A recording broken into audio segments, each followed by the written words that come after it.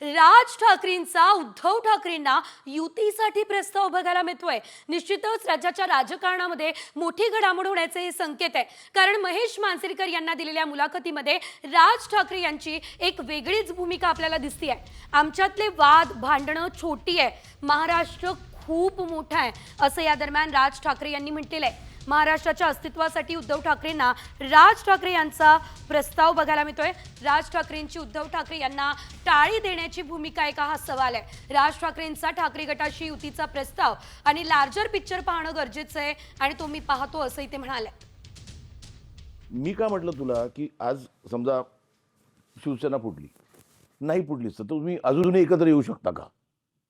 अजूनही एकत्र येऊ शकता का? हे अख्ख्या महाराष्ट्राचं काय म्हणतात स्वप्न आहे। हे बघा, प्रश्न असा आहे ना की या सगळ्याच्यामध्ये कुठच्याही मोठ्या गोष्टीसाठी मला असं वाटतं आमच्यातले वाद, आमच्यातली भांडणं, आमच्यातल्या गोष्टी या किरकोळ आहेत। महाराष्ट्र खूप मोठा आहे हो, कळलं का? या महाराष्ट्राच्या अस्तित्वासाठी, मराठी माणसाच्या अस्तित्वासाठी ही भांडणं आणि हे वाद आणि ह्या सगळ्या गोष्टी अत्यंत क्षुल्लक आहेत, अत्यंत क्षुल्लक आहेत। त्याच्यामुळे एकत्र येणं आणि एकत्र राहणं यात काही मला फार कठीण गोष्ट आहे अशातला मला वाटत नाहीये। परंतु विषय फक्त इच्छेचा आहे, हा एकट्या माझ्या इच्छेचा नाहीये विषय आणि माझ्या काही स्वार्थाचा पण विषय नाहीये। मला असं वाटतं आपण लार्जर पिक्चर बघणं गरजेचं आहे महाराष्ट्राचा स्वार्थ मी पाहतोच आहे। म्हणजे तर माझं म्हणणं आहे की सगळ्या महाराष्ट्रातल्या राजकीय पक्षांमधल्या सगळ्या मराठी लोकांनी येऊन एकच पक्ष काढावा। तर या संदर्भात आपल्यासोबत बातचीत करण्यासाठी ठाकरे गटाच्या सुषमा अंधारे फोन लाईनवरून जोडल्या गेलेल्या आहेत। ताई, एकंदरीत आपण पाहतोय राज ठाकरे यांनी नेमकं काय म्हटलंय आपण ऐकलंय, तर यावेळेस आता आगामी काळामध्ये राज ठाकरे आणि उद्धव ठाकरे यांची युती दिसू शकते का? आपल्याला काय वाटतंय राज ठाकरेंच्या विधानावरून? हे बघा, राजसाहेबांनी जे म्हटलं की कुणाच्याही व्यक्तिगत महत्वाकांक्षापेक्षा महाराष्ट्र मोठा आहे, तर नक्कीच या त्यांच्या वाक्याशी मी सहमत आहे।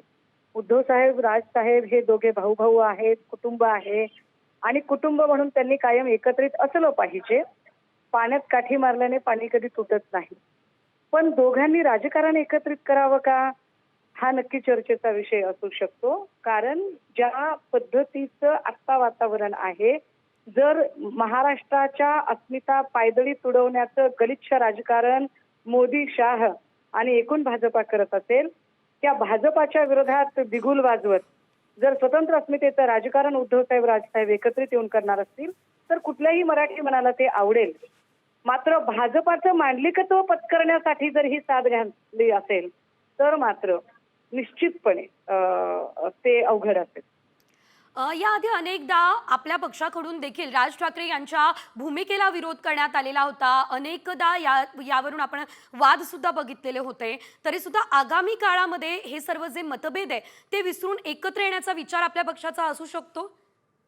मी आता तेच सांगितलं आपल्याला, महाराष्ट्राची अस्मिता, लोकभाषा, संस्कृती आणि मराठी माणसाचं हित यासाठी भाजपाशी दोन हात करायची ज्यांची तयारी असेल त्यांच्या सोबत आपण उभं राहायला हरकत नाही। परंतु सातत्याने ज्या भाजपाने इथले प्रादेशिक पक्ष मोडीत काढण्याचा प्रयत्न केला, इथल्या मराठी अस्मितेवर घाव घातला, इथल्या मराठी माणसाचं हित नाकारून इथले उद्योगधंदे गुजरातला पळवले, त्या भाजपाच्या सोबत जाणं हे निश्चितपणे मराठी मनाला आवडणार नाही। त्यामुळे राजसाहेब जे सांगतायत, मला वाटतं महेश मांजरेकरांनी एक जोडून प्रश्न विचारायला पाहिजे होता की साहेब तुम्ही साथ घालताय म्हणजे कशी, भाजपासह की भाजपाला विरोध करत स्वतंत्र अस्मिता, हा मला वाटतं जास्त विचारणीय मुद्दा असेल। बरं, आता आपण जर बघितलं तर राज ठाकरे यांची काहीशी वेगळी भूमिका दिसतीये। सध्याच्या सरकारला विरोध त्यांचा दिसतोय, तर आपण सध्याच्या राज ठाकरे यांची जी भूमिका आहे त्याला आपल्या पक्षाचं समर्थन असणार आहे का? अहो, कशावरून राज ठाकरेंची भूमिका वेगळी आहे? दर वेळेला त्यांच्या भूमिका बदलतात। 8-10 दिवस झाले नाही ते आता एकनाथ शिंदेच्या सोबत त्यांची लंच डिप्लोमसी झाली। म्हणजे ज्या एकनाथ शिंदेच्या एका शिलेदाराने अमित ठाकरेंचा पराभव केला आणि अक्षरशः म्हणजे राजसाहेबांच्या साठी एक सीट ते माघार घेऊ शकले नाही, त्याच्या सोबत ज्या भाजपाने त्यांना ईडीचा धाक दाखवला त्या भाजपाची भलावण ते करतात। त्यांच्या भूमिका माफ करा, पण आता जी हिंदीच्या संबंधाने घेतली जाणारी भूमिका आहे ही भूमिका सुद्धा भाजपा आणि मनसेमध्ये अगदीच. चाललेली नुराकुस्ती आहे. निश्चितच एकूण धन्यवाद ताई, तुम्ही आमच्यासोबत बातचीत केली त्यासाठी. तर एकंदरीत आपण जर बघितलं तर ठाकरे गटाच्या सुषमा अंधारे आपल्यासोबत फोन लाईनवरून जोडल्या गेलेल्या होत्या. आगामी काळात एकत्र येऊ शकतो, मात्र जर राज ठाकरे यांचा भाजपला विरोध असेल, भाजपच्या भूमिकेचं किंवा सरकारच्या सध्याच्या भूमिकेचं समर्थन राज ठाकरे करत नसतील तरच आगामी काळामध्ये त्यांना समर्थन दिलं जाणार असं त्यांनी म्हटलंय. या संदर्भात आपल्यासोबत बातचीत करण्यासाठी मनसेचे संदीप देशपांडे सुद्धा फोन लाईनवरून जोडले गेलेले आहेत. संदीपजी, आपण पाहतोय राज ठाकरे यांचं हे जे विधान आहे त्याच्यावरून सध्या चर्चा रंगलेली आहे. तर राज ठाकरे यांनी ही साद उद्धव ठाकरेंना घातली आहे का? कॉल होल्ड वर ठेवला आहे, कृपया. काही तांत्रिक कारणामुळे आपल्यापर्यंत संदीप देशपांडे यांचा आवाज खरं तर पोहोचू शकत नाहीये. मात्र एकंदरीत आपण जर बघितलं तर आताची सर्वात मोठी बातमी आपण बघतोय, कारण राज्याच्या राजकारणामध्ये मोठा बदल होण्याची शक्यता दिसतीये.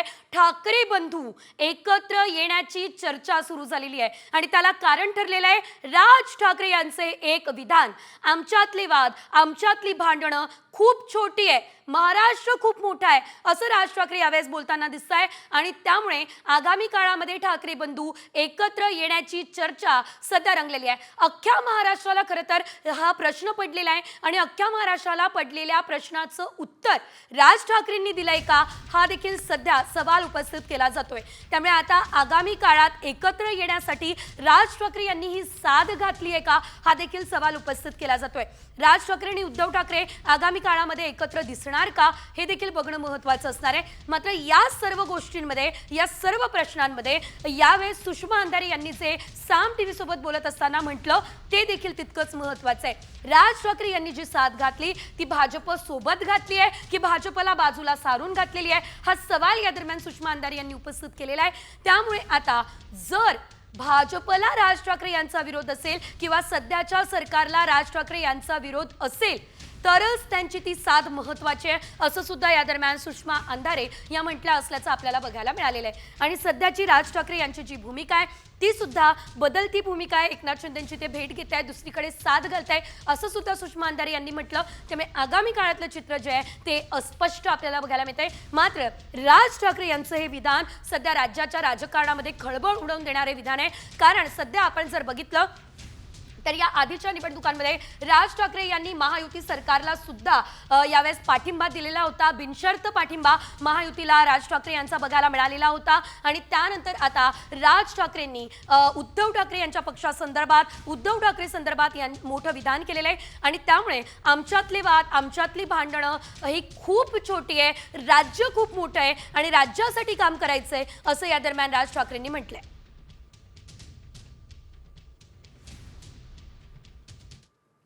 हे बघ, प्रश्न मी सुरुवातीला जो मांडला तोच आहे की जेव्हा शिवसेना लढत होती त्यावेळेस शिवसेनेच्या विरोधात भूमिका घेतली पाहिजे उद्धवजींच्या विरोधात. समजा 2019च्या लोकसभेला तर शिवसेना भाजप एकत्र लढत असते. ती असताना कोणाला मदत केली राजसाहेबांनी किंवा करण्याची भूमिका ठेवली आपल्याला माहिती. चला ठीक आहे, ती मान्य. 2024ला त्याच्या उलटी भूमिका घेतली. जिथं शिवसेना किंवा शिवसेना ज्या बाजूने लढते, मान्य उद्धवजी ज्या बाजूने लढते, ती बाजू लंगडी व्हावी असे प्रयत्न त्यांनी केले. आणि मला असं वाटतं अशा भूमिका असताना एक माणसाच्या मनात थोडीशी शंका, थोड्याशा सगळ्या गोष्टी या निर्माण होत असतात. म्हणून अशा भूमिकेविषयी फार इमिजिएट रिॲक्ट होणं किंवा मत मांडणं मला असं वाटत नाही फार योग्य होईल. ही दुसरी वेळ आहे खरं तर त्यांची भेटायची आणि म्हणजे हे अशा प्रकारचा प्रस्ताव ठेवायची. मात्र पहिल्या भेटीवेळी राज ठाकरे यांनी सविस्तर किस्सा सांगितला होता की या बोलणी कुठपर्यंत गेलेली होती आणि ही बोलणी जी आहे ती एबी फॉर्म पर्यंत गेलेली होती. मात्र तुमच्याकडनं सकारात्मक प्रतिसाद आला नाही, त्यामुळे पहिला प्रयत्न फसला, आता दुसरा प्रयत्न. हे पहा, दोघेही ठाकरे सक्षम आहेत. दोघांनाही काय करायचं चांगलं माहिती आहे.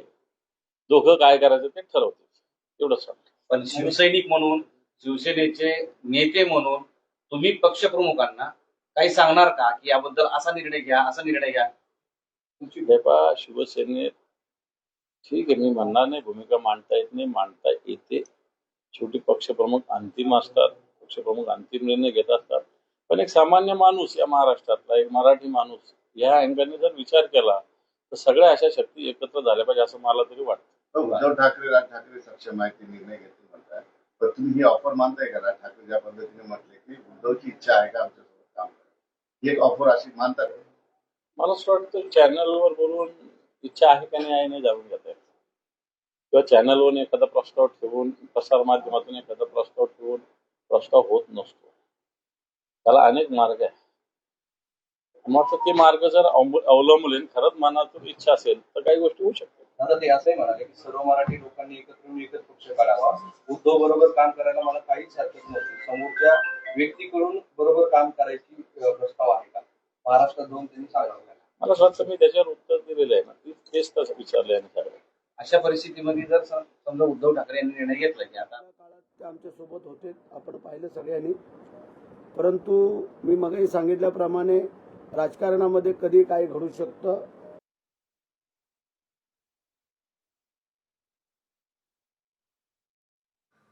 तर एकंदरीत आपण बघितलं उद्धव ठाकरे आणि राज ठाकरे एकत्र येण्याची चर्चा जी आहे ती सध्या रंगलेली आहे आणि त्या संदर्भात आता अनेक प्रतिक्रिया ज्या आहेत त्या राजकीय वर्तुळातून येण्यास सुरुवात झालेली आहे.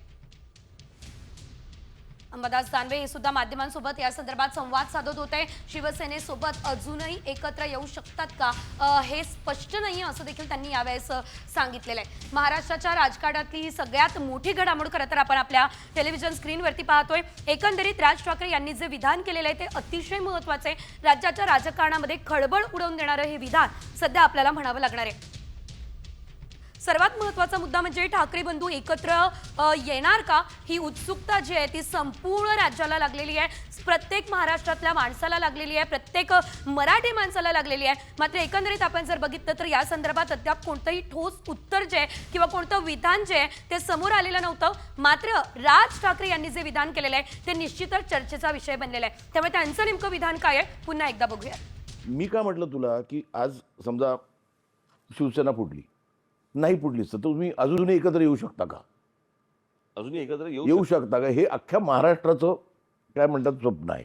हे बघा, प्रश्न असा आहे ना की या सगळ्या याच्यामध्ये कुठच्याही मोठ्या गोष्टीसाठी मला असं वाटतं आमच्यातले वाद, आमच्यातली भांडणं, आमच्यातल्या गोष्टी या किरकोळ आहेत.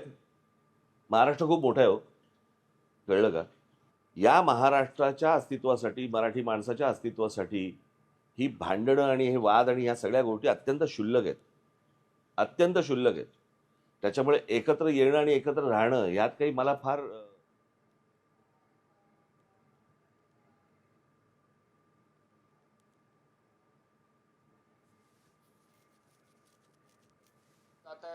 महाराष्ट्रातले महत्वाचे जे कार्यालय आहे ते हस्तांतरित होत आहेत, हा त्यातला एक अर्थ आहे. व दुसरा अर्थ हा आहे की भाजप आणि अर्थात महायुती जी आहे ही महायुती महाराष्ट्राच्या मुळावर कुठेतरी उठलेली आहे आणि महाराष्ट्राचं नुकसान करतायत असा त्यांचा इशारा असण्याची त्यामध्ये दाट शक्यता आहे. त्यामुळे आम्ही अनेक वर्षांपासून, अनेक दिवसांपासून हे जे भाजप जो आहे हा महाराष्ट्र धर्माच्या विरोधात आहे आणि महाराष्ट्राचा हा विचार नुकसान केल्याशिवाय राहणार नाही. आणि महाराष्ट्राचा नुकसानाचा अर्थ जो आहे हा महाराष्ट्र धर्माच्या नुकसानाचा जो अर्थ आहे तो अर्थ स्पष्ट आहे की शाहू फुले आंबेडकरांचा महाराष्ट्र आहे, वारकरी संप्रदायांचा एक प्रभाव असणारा हा महाराष्ट्र आहे, गाडगे महाराज, तुकडोजी महाराजांचा विचार असणारा हा महाराष्ट्र आहे. आणि या महाराष्ट्रामध्ये सर्वांनी सोबत घेऊन चाललं पाहिजे हे तत्वज्ञान वाडवडिलांनी आणि आपल्या संस्कृतीने आपल्याला दिलं आहे. मात्र भाजप या ठिकाणी आपल्याला संस्कृतीपासून आणि भाषेपासून तोडते आणि भाजपचा विचार हा महाराष्ट्राची संस्कृती आणि भाषा नष्ट करण्याच्या अनुषंगाने आहे. याच सांगण्याला कुठेतरी राज ठाकरेंच्या विधानातून दुजोरा मिळतो. तर यावेळेस आपण बघितलं राज ठाकरे यांनी अतिशय मोठं विधान सध्या केलं असल्याचं आपण बघतोय. राज ठाकरे यांनी उद्धव ठाकरे यांना साथ घातली असल्याचं सध्या म्हटलं जाते, कारण त्यांनी तसं विधान जे आहे ते सध्या केलेलं आहे.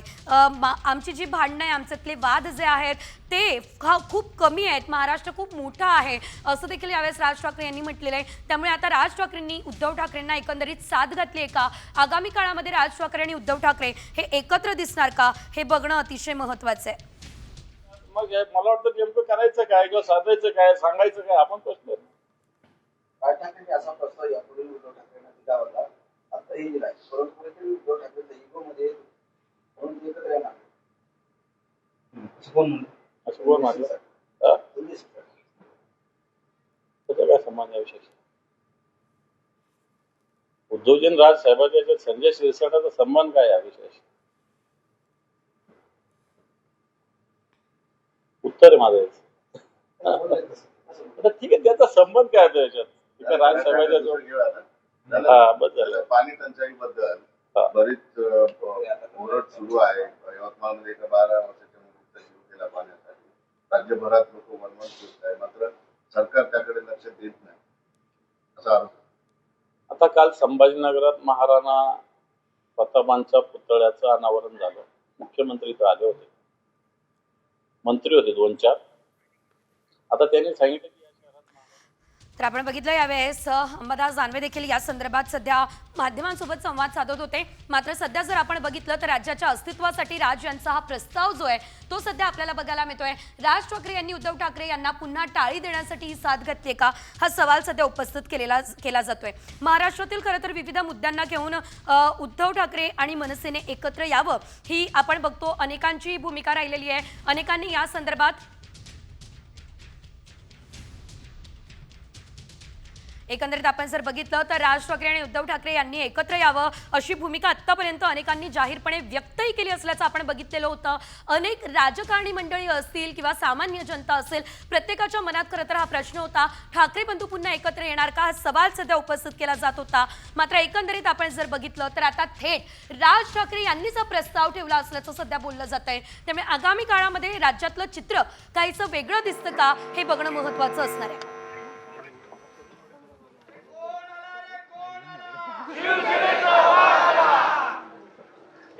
उपस्थित सर्व शिवसैनिक बांधवांनो, भगिनींनो आणि मातांनो, पहिल्या प्रथम मी अरविंद तुमचं आणि तुमच्यासह सर्व माझ्या कामगार सेनेच्या प्रतिनिधींचं अभिनंदन करतोय. कारण किती वर्ष झाली म्हणाला तुम्ही? 57. देसाई साहेब, शिवसेनेला आपल्या किती झाली? साधारणतः तेवढीच. 2 वर्षांनी शिवसेना मोठी आहे आणि ती असायलाच पाहिजे. कारण पहिली शिवसेनेचा जन्म झाला आणि त्याच्यानंतर भारतीय कामगार सेनेचा. एखादी गोष्ट सुरू करणं खूप कदाचित सोपं असतं, पण ती 57व्या वर्षी सुद्धा तरुण ठेवणं हे खूप कठीण असतं आणि ते काम, तो चमत्कार तुम्ही करून दाखवलाय. साहजिकच आहे, 57 वर्ष मागे गेल्यानंतर दत्ताजी साळवींची आठवण तर आलीच पाहिजे. त्यांचं स्मरण, त्यांना अभिवादन करूनच आपण आजपर्यंत इथे आलेलो आहोत. आता याच्या पुढे सुद्धा त्यांनीच दाखवलेले आणि त्यांनी म्हणजे तुमच्यापैकी किती जणांनी शिवसेना प्रमुखांनी त्यांची जी काय आठवण सांगितली ती ऐकली असेल मला कल्पना नाही. ऐकलंय का कोणी? ऐकलंय ना? हा, इकडे बसले लक्ष्मी.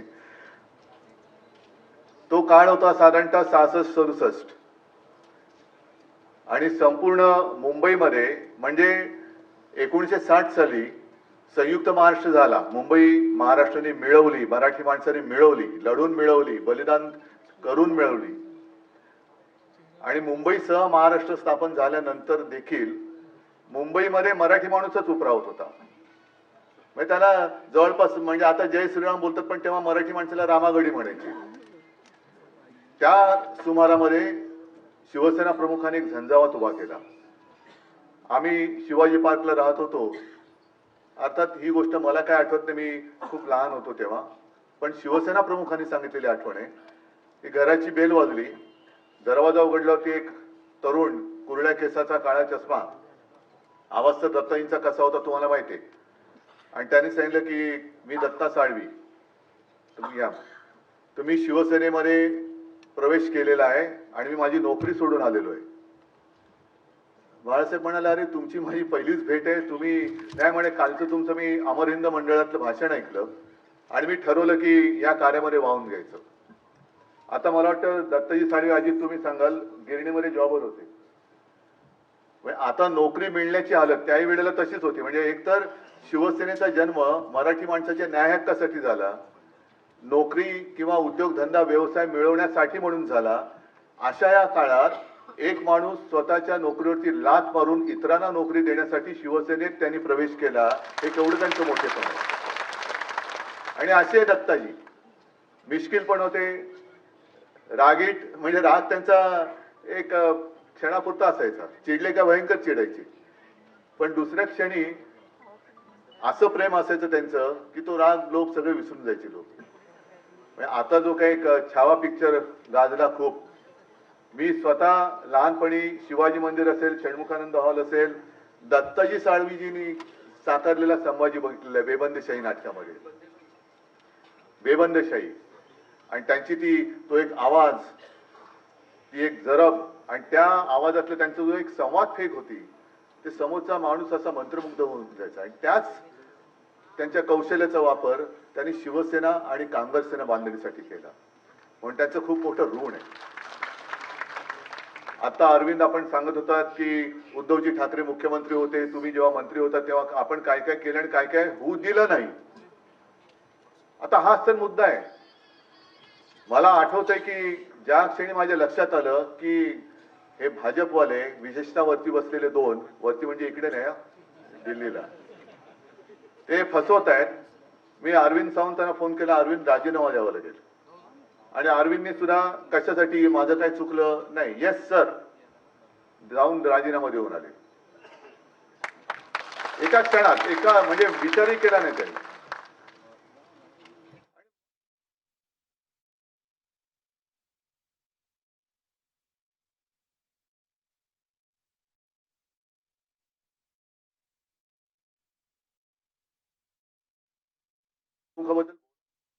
की का तुम्ही राजीनामा देताय, इकडेच तर भाजपचं जे काय मनातले काळे जे काय गोष्टी होत्या ना त्या उघड झाल्या. म्हणजे त्याला अरविंद तर नकोच होता, ही नसलेला बरा, कारण आम्हाला ते बिल पास करायचंय, कामगार कायदा, त्याला जर जे विरोध करतोय तो गेलेला बरा, म्हणून अरविंदने राजीनामा दिला. ना अरविंदना त्यांनी थांबवण्याचा प्रयत्न केला, नाही मला त्यांनी फोन केला, कारण त्यांना हे बिल पास करायचं होतं. त्याच्यानंतर मी मुख्यमंत्री झाल्यानंतर हे बिल अडवलं. मग मी असलेला कसा चालेल, कारण आम्हाला उद्योगपतींचे खिसे भरायचे, मग उद्धव ठाकरेंचं सरकार पाडा, म्हणून यांनी ते सगळं काळं कर्तृत्व सगळं करून उद्धव ठाकरेंचं म्हणजे तुमचं हक्काचं सरकार ह्या कारणासाठी त्यांनी पाडलं. आज तुम्ही नवीन विस्तार म्हणून सांगतात की प्रत्येक विभागामध्ये आपले पदाधिकारी असतील, मी परवानगी दिले, पण एका अटीवर देतोय. जे वाक्य माझं तुम्ही सांगितलं की घर पेटवणं सोपं असतं पण घरातली चूल पेटवणं हे कठीण असतं, आता त्या चुलीचाच उपयोग करून सांगतो तुम्हाला की विभागामध्ये हे जे काय अधिकारी पदाधिकारी नेमाल, त्यांनी जर का कामगार सेनेची वेगळी चूल पेटवली तर मात्र मी ती पेटू देणार नाही. त्यांनी शिवसेनेसोबतच राहिलं पाहिजे. स्थानिक जे काय आपले पदाधिकारी आहेत त्यांना विश्वासात घेऊनच, म्हणून तर तुम्हाला एक विभाग दिलाय. कारण गेल्या काही दिवसात आमच्या लक्षात असं आलं की जसं पूर्वी जी काय हॉटेल्स होती ती शहरी भागात म्हणजे कुलाबा बाजूला होती, आज सुद्धा आहेत, पण आता सगळी जी काही हॉटेल्स आहेत ती उपनगरात जात आहेत. मग उपनगरातले आपले जे काही पदाधिकारी आहेत ते अनेक वेळेला अगदी ITC असेल किंवा इथलं सुद्धा JW असेल, नाही इथलं रिजंट वगैरे सगळे आपले शिवसैनिक लागतातच. बरं, उद्योगधंदा किंवा नोकरी असेल तर शाखेच्या माध्यमातूनच ही नोकरी केली गेली, भरती झाली पाहिजे, आपली माणसं तिकडे भरली गेली पाहिजे.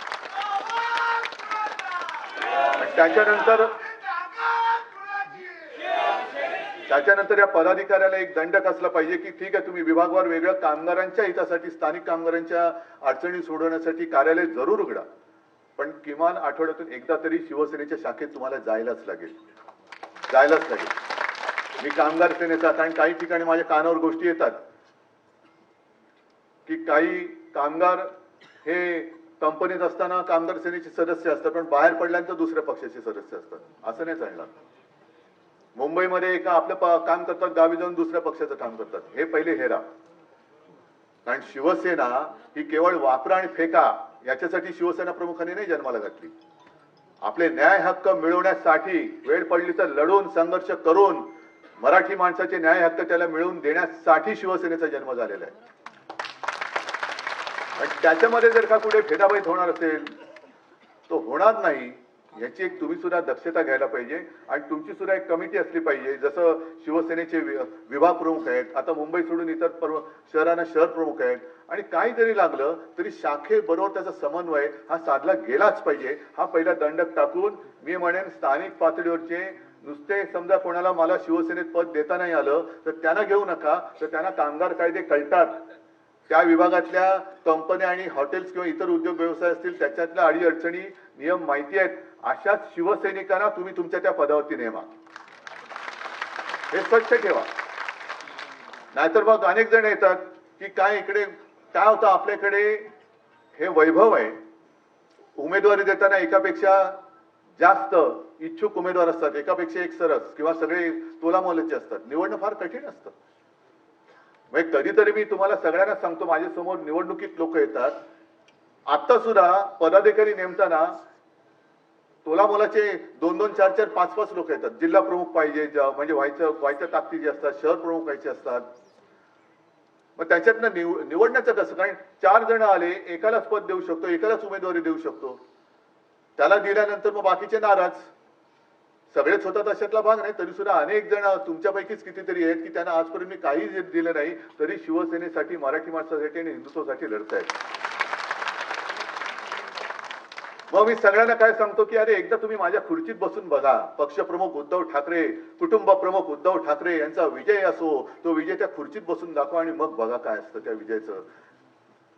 एक मी दुःख नाही म्हणत कधीच, पण ह्या गोष्टी अशा असतात.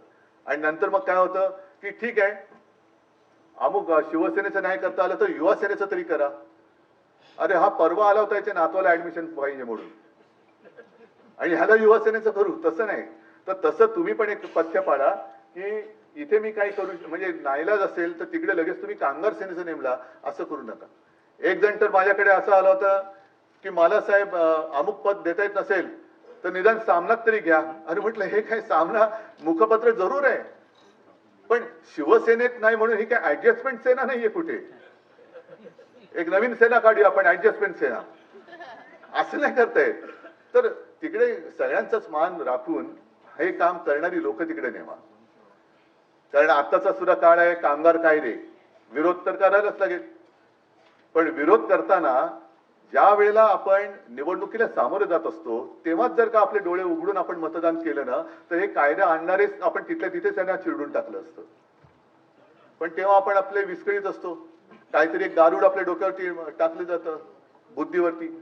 जसं आता मध्ये वक्फ बोर्डाचं टाकलं. आपण का विरोध केला?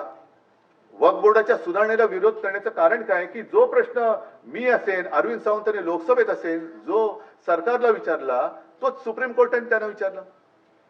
सुधारणा करताना वक्फ बोर्डामध्ये गैरकारभार चालले असेल तर त्याला जरूर पायबंद घाला. सगळीकडेच कुठेच गैरकारभार चालता कामा नये. पण जेव्हा वक्फ बोर्डावरती गैर मुसलमान माणसाची तुम्ही नेमणूक कायद्याने करण्याचं बंधन टाकताय, मग तेव्हा माझा मूलभूत प्रश्न असा आहे, मग आमच्या हिंदू धार्मिक संस्थांवरती उद्या जर का तुम्ही मुस्लिम किंवा गैर हिंदू टाकणार नाही ह्याची खात्री कशावरून तुम्ही देता? आणि हाच प्रश्न सुप्रीम कोर्टाने विचारलाय. आंधळेपणाने नुसतं काहीतरी भरकटत जायचं म्हणजे आम्ही हिंदू, अजिबात नाही आहोत. आणि नुसतं हिंदी बोललं म्हणजे आम्ही हिंदू आहोत, गुजराती बोललं म्हणजे आम्ही हिंदू आहोत, अजिबात नाही. आम्ही मराठी बोलणारे कट्टर तुमच्यापेक्षा जास्त देशाभिमानी हिंदू आहोत.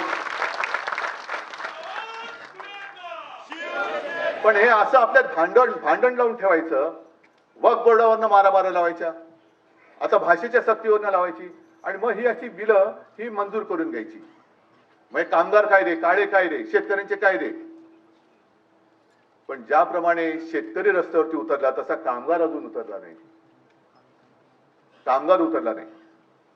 कारण ह्यांचं काय एक मिशन हेच आहे की कुठेही कोणी एकत्र येता कामा नये. कुठेही एकत्रित म्हणजे संघटित व्हायचं नाही, विस्कळीत ठेवायचं आणि सतत एका दबावाखाली ठेवायचं, टेन्शन खाली ठेवायचं. म्हणजे स्वतः जो आपल्या घरच्या चिंतेने, स्वतःच्या चिंतेने ग्रस्त असेल त्याला जाऊ देणं, कायदे आणले आणू देणं, जमीन गेली जाऊ देणं, धारावी गेली जाऊ देणं. पण तुम्ही टेन्शन मध्ये, अरे माझं काय होणार याच्यामध्ये. म्हणजे हे सगळे जे काही काळे कायदे आहेत याच्यामध्ये आता परमनंट लेबर किती टक्क्यामध्ये राहिलं असेल? किती टक्के? टक्क्यात मोजायची वेळ आली. कारण रोजची तुम्हाला म्हणजे जे काही नवीन भरती होते, हायर अँड फायर, म्हणजे आज काम आहे उद्या काम असेल असं नाही, उद्या काम असलं तर तुलाच मिळेल असं नाही, सगळं काही मालकाच्या मर्जीवरती. म्हणजे मला माझ्या कामाची चिंता आहे, तू काय घेऊन बसलात, कायदे बिदे, हे वक्त काय, हे काय ते काय, ह्याच्यातच आम्ही म्हणजे त्याच्यात बिझी राहिल्यानंतर हे काय करायचं. म्हणजे आज सुद्धा जी काय बातमी आलेली आहे आणि म्हणून मी काही वेळेला मुद्दाम म्हणून सामना खेरीज आलेल्या बातम्यांचा उल्लेख करतो. तुम्ही म्हणाले तुम्ही आम्हाला काय सांगताय, तसं नाहीये. आपल्याला भांडणात गुंतवून ठेवून ह्यांचे काय चाळे चालले ते बघा. आता ही मुंबई आहे, मुंबईमध्ये ओरबडायचं काम चालूच आहे. आता ठाण्यामध्ये क्लस्टरची एक योजना आणतात. क्लस्टर करा, जरूर करा, पण ते एका बिल्डरसाठी करतायत. म्हणजे ह्या सगळ्या ज्या काही गोष्टी आहेत या करून घ्यायच्या. सगळ्या गोष्टी त्यांच्या अगदी अदानीच्या घशात घालायच्या किंवा त्यांच्या उद्योगपती मित्रांच्या घशात घालायच्या, पण तुम्ही त्याच्यावरती बोलता कामा नये म्हणून तुम्हाला भांडणामध्ये व्यस्त करून ठेवायचं. मग ते वरनं भांडा किंवा हिंदी मराठीवरनं भांडा, आणखीन कशावरनं, पण भांडा म्हणजे आमच्याकडे लक्ष येणार नाही. आम्ही आमचे सगळे पैसे ओरबाडून हे निघून जाणार. आज प्रश्न महत्वाचा एक आहे की आपलं हे जे काय आता दुर्दैवाने सरकार आलंय, दोन्हीकडे, इकडे काय आणि वरती काय, जाहीरनाम्याबद्दल कोणीच बोलत नाहीये. अगदी मी मचला ठीक आहे, एक क्षणभर आपण धरून चालू की महाराष्ट्राचं सरकार हे त्यांनी दिलेल्या थापांमुळे किंवा आश्वासनांमुळे लोकांनी त्यांना मतदान केलं. लाडक्या बहिणींना आम्ही 2100 रुपये देऊ दिलं, लोकांनी बहिणीने आपलं मतदान केलं, मानू आपण. चला, शेतकऱ्यांची कर्जमुक्ती करू, शेतकऱ्यांना हमी भाव देऊ, सगळ्या एवढ्या लोकांना मोदी तर म्हणाले ते दरवर्षी 2 कोटी लोकांना रोजगार देऊ. कुठे त्याच्यावरती कोणीच बोलत नाहीये. त्याच्यावरती कोणी जर का विचारलं तर आम्ही म्हणजे अजित पवार सांगतात की माझ्या भाषणामध्ये कर्जमुक्ती कधी बोललो होतो मी, तुम्ही दाखवा. म्हणजे जे तुम्ही बोललात, ज्याच्यावरनं तुम्ही मतं मिळवलीत, ते सोडून तुम्ही बाकीच्या सगळ्या गोष्टी करतात. मग हे एवढं खोटं बोलणारं सरकार आपण परत परत मी पुन्हा देईन, मी पुन्हा देईन, पुन्हा आपण त्यांना मत देईन, असंच हा कोणता म्हणजे कोणतं राजकारण आहे हे? ते म्हणतात मी पुन्हा येईन, मी ठीक आहे, पण एवढं फसवल्यानंतर सुद्धा मी पुन्हा देईन, हा कुठला मूर्खपणा चाललेला आहे? आणि आज सुद्धा जे काय आहे की हिंदीची सक्ती पहिलीपासून काय करायचं,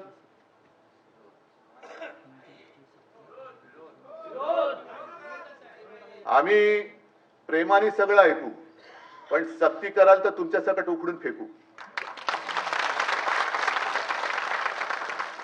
एक तर शिवसेनेने सुरू केलेलं आहे, जे अमराठी आहेत, मुंबईमध्ये राहत आहेत, वर्षानुवर्ष राहत आहेत, पिढ्यानपिढ्या राहत आहेत, त्यांना चला मराठी शिकूया, त्याला प्रतिसाद मिळतोय. अनेक उत्तर भारतीय त्या आपल्या क्लासेसला येत आहेत, अनेक उत्तर भारतीय येत आहेत.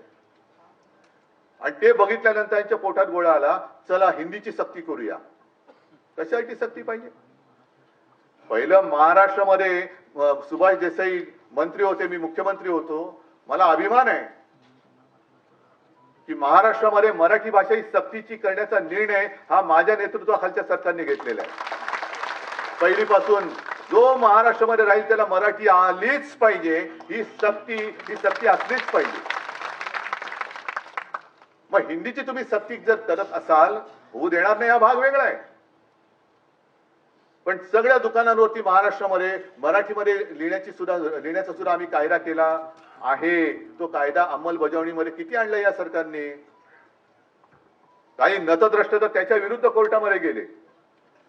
अरे इथे राहता, इथलं आमचं मीठ खाता आणि मराठी भाषेला तुम्ही विरोध करता. यांचं सरकार, आपलं सरकार गेल्यानंतर, सरकार होतं तेव्हा कोणाची हिंमत नव्हती, पण आपलं सरकार गद्दारी करून पाडल्यानंतर, त्या एसनशीनी गद्दारी करून पाडलं आणि पाडल्यानंतर त्यांच्या पालख्या वाहत आहेत, त्यांचे पाय चाटतायत आणि मराठीवरती अन्याय करणाऱ्यांचे पाय चाटणारे हे कसले बाळासाहेबांचे विचारून येणार पुढे? पण ह्यांचं सरकार आल्यानंतर, म्हणजे मी तर कदाचित असं म्हटलं तर वावगं ठरणार नाही की महाराष्ट्राच्या मारेकऱ्यांची सुपारी घेणार हे सरकार आहे का? त्यांचंही सरकार इकडे बसले, ते सत्ताधारी म्हणून आमच्यावरती राज्य करतायत का? महाराष्ट्राचे आणि मराठीचे मारेकरी, त्यांची सुपारी घेतलेले हे सत्ताधारी महाराष्ट्राला दुर्दैवाने लाभलेत का? पण यांचं सरकार आल्यानंतर मराठी नहीं आती, मराठी लोग गंदे है, वो नॉनव्हेज खाते हैं. मग मी सुद्धा आजपासून सांगतोय की जसं आपण ते म्हटलं होतं ना, इस देश में रहना होगा तो वंदे मातरम कहना होगा, तसं इस राज्य में रहना होगा तो जय महाराष्ट्र बोलना ही होगा.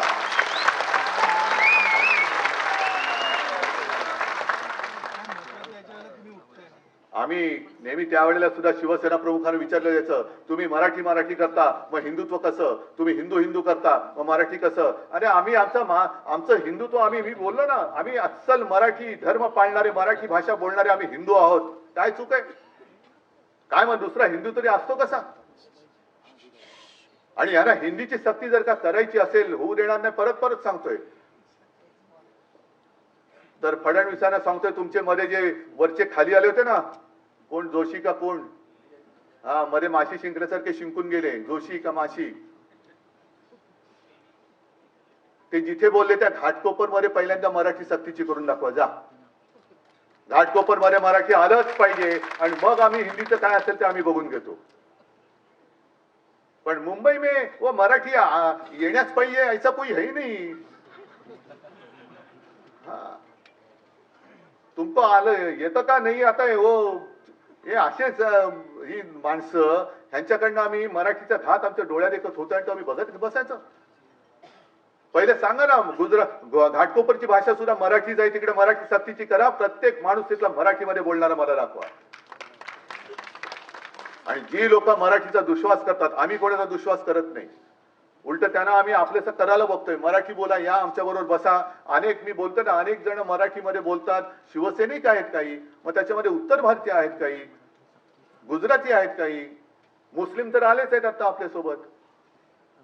पण आम्ही एका बाजूने हे धोरण स्वीकारताना तुम्ही काड्या कशाला घालताय, आगी कशाला लावताय? कर्नाटकामध्ये कधी ह्यांचं कधी त्यांचं, कोणाचंही सरकार असलं तरी बेळगाव खारवा तिकडे मराठीवरती अन्याय करणारी सगळी अवलाद तिकडची ही आम्हाला आमच्याकडे हिंदीची सक्ती करताय. तामिळनाडूमध्ये स्टालिन बसलाय, तिकडे जाऊन बोलून तर दाखवा हिंदी मधला, ही बघा बोलून बघा. पण आम्ही प्रेमाने सगळ्यांना आपलंसं करतोय. काय हिंदीचं आणि आमचं काही वैर नाहीये. सगळेजण हिंदी बोलतातच, मराठी पण बोलतात. पण जबरदस्ती कशाला करताय तुम्ही? आणि त्यावेळेला मुलांचा सुद्धा विचार करा. त्या वयामध्ये, म्हणजे मला शिवाजीराव भोसल्यांचं एक भाषण, ह्या सगळ्या कॅसेट मला शिवसेना प्रमुखांनीच दिलेले आहेत. त्यांचं एक भाषण, त्या भाषणातला एक मुद्दा फार भावणार आहे.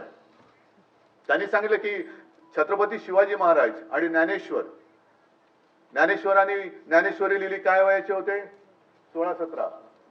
बरोबर आहे. शिवरायांनी तोरणा जिंकला काय वयाचे होते? 16-17. आता 16-17व्या वर्षी ज्ञानेश्वरांनी ज्ञानेश्वरी लिहिली, आपल्या महाराजांनी तोरणा जिंकला. आताची 16-17 वर्षाची मुलं काय करतायत? म्हणजे त्यांच्या पाठीवरती एवढं ओझं आहे आणि एवढी स्पर्धा आहे की त्या अर्धी अधिक, म्हणजे ज्या वयामध्ये पराक्रम गाजवायचा त्या वयामध्ये ही मुलं पाटकण्यांचा पिसून गेलेला असतो. मग ज्या वेळेला ते बाहेर येतात, 20 वर्ष 21 वर्ष नोकरी शोधायला लागतात, शिक्षणाच्या डिग्र्या घेऊन. नोकरी नाही, नो वेकन्सी. काय पराक्रम आपण त्यांच्याकडनं अपेक्षित धरणार? आणि त्याचमुळे शिवसेना प्रमुखांनी सांगितलं होतं की मुलांच्या पाठीवरचं ओझं कमी करा. आणि तुम्ही ओझं वाढवत आहे. त्यांना त्यांचं जे काही खेळण्याचं वय आहे, बागडण्याचं वय आहे, त्या काळामध्ये तुम्ही सक्ती. अरे त्याला शिकायचं शिकू द्या ना, शिकतील. अगदी आपल्या प्रत्येक मराठी भाषिकांकडे, म्हणजे आता मी नरसिंहरावांचं उदाहरण देईन तुम्हाला. नरसिंहराव तर मला कोणीतरी सांगितलं 14 भाषा यायच्या, उत्तम मराठी बोलायचे. पण कुठे सक्ती होती त्यांची? ते शिकले. फार दूर कशाला जा. मी शिवसेना प्रमुखांचं आणि माझ्या आजोबांचंच उदाहरण देतो. दोघांनाही 7वी मध्ये शाळा सोडावी लागली होती, फी भरायला पैसे नव्हते म्हणून. तरी दोघही त्यांचं काय पराक्रम तुम्हाला सांगण्याची गरज नाही. त्यांनी पराक्रम केला म्हणून तुम्ही इतके वर्ष माझ्यासोबत राहिलात. हे केवळ 7वी मध्ये शाळा सोडलेल्यांचं हे कर्तृत्व आहे. म्हणून सगळ्यांनी शाळा सोडा असं माझं म्हणणं नाहीये. पण शिकायचं असेल तो कसाही शिकतो. आणि पहिला महत्वाचा मुद्दा म्हणजे फडणवीस साहेब, तुम्ही जे काय आमच्यातनं गद्दार घेतलेत त्यांना पहिलं हिंदी काय, पहिलं मराठी सक्तीचं करा. मराठी कसं बोलायचं, कारण त्यांचं मराठी म्हणजे काय. आणि तसं एक शिवसेना प्रमुखांचं भाषण सुद्धा आहे, ते आहे ना षण्मुखानंद मधलं. हा नाही ते असे ते हा मैंने बोलिया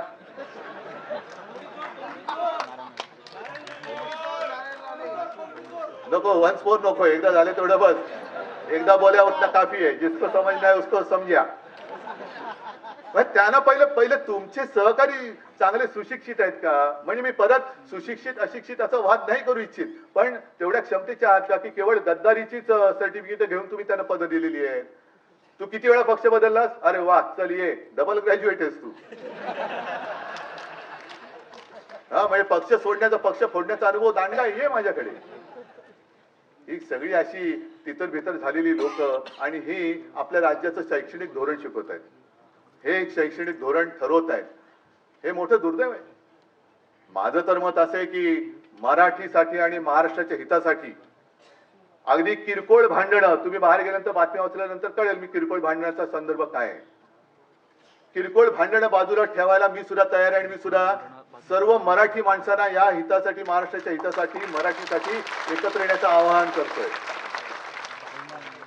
पण माझी अट एक आहे की जेव्हा आम्ही लोकसभेच्या वेळेला सांगत होतो की अरे महाराष्ट्रातनं गुजरातमध्ये हे सगळे कारभार घेऊन जात आहेत, उद्योग घेऊन जात आहेत, तेव्हाच जर का विरोध केला असता तर आज ते सरकार तिकडे बसलं नसतं. आज तिकडे महाराष्ट्राच्या हिताचा विचार करणारं सरकार आपण केंद्रात बसवलं असतं आणि राज्यात सुद्धा आपल्या महाराष्ट्राच्या हिताचा विचार करणारं सरकार बसलं असतं. त्याच वेळेला हे काळे कामगार कायदे आपण फेकून दिले असते कचऱ्याच्या टोपलीमध्ये. पण तेव्हा पाठिंबा द्यायचा, आता विरोध करायचा, मग परत तडजोड करायची, हे असं नाही. महाराष्ट्राचं हित, मग त्याच्या आड जो कोणी येईल त्याचं स्वागत मी करणार नाही, त्याला मी घरी बोलवणार नाही, त्याच्या घरी मी जाणार नाही, त्याचं आगत स्वागत त्याच्या बरोबर पंक्तीला बसणार नाही, हे पहिले ठरवा आणि मग महाराष्ट्र हिताच्या गोष्टी करा. बाकी आमच्यातली भांडणं मी आज सांगतो की काय भांडणं माझ्याकडनं नव्हतीच, कोणाशी मिटून टाकली, चला, पण पहिले हे ठरवा महाराष्ट्राचं हित. आणि मग त्यावेळेला सगळ्या मराठी माणसांनी ठरवायचं की भाजप सोबत जायचं का शिवसेनेसोबत. म्हणजे माझ्या बरोबर एसनशी नाही, गद्दार सेना नाही, पण ठरवा कोणासोबत जाऊन महाराष्ट्राचं, मराठीचं आणि हिंदुत्वाचं हित होणार आहे, माझ्या बरोबर का भाजप बरोबर. आणि मग काय द्यायचा असेल तो अगदी पाठिंबा द्यायचा आहे, विरोध करायचा तो बिनशर्त करा, माझी काही हरकत नाहीये. महाराष्ट्राचं हित ही एकच शर्त आहे माझी.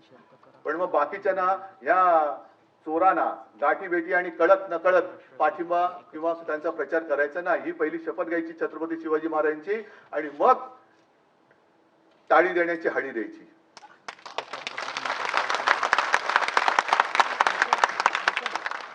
आज संपूर्ण जे काही मी तुम्हाला सांगत होतो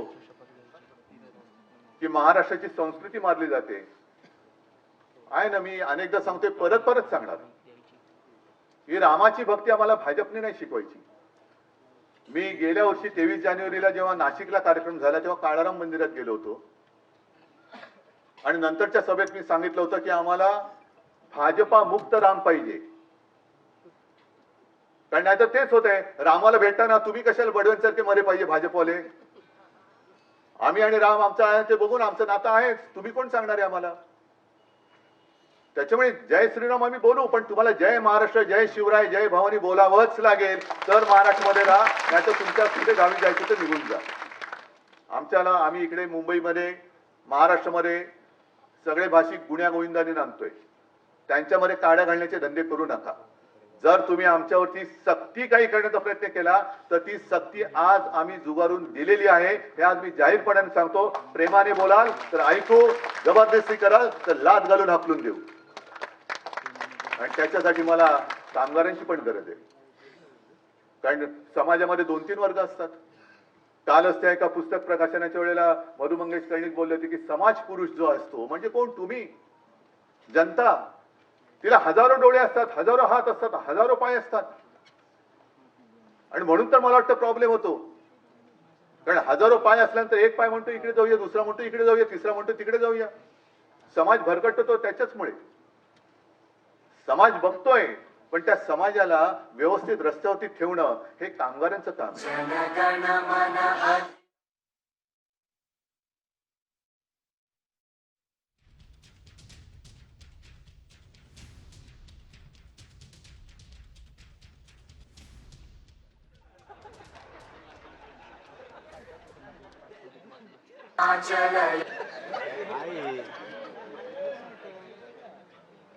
प्लग काढा, टेक्निकल फॉल्ट असेल तर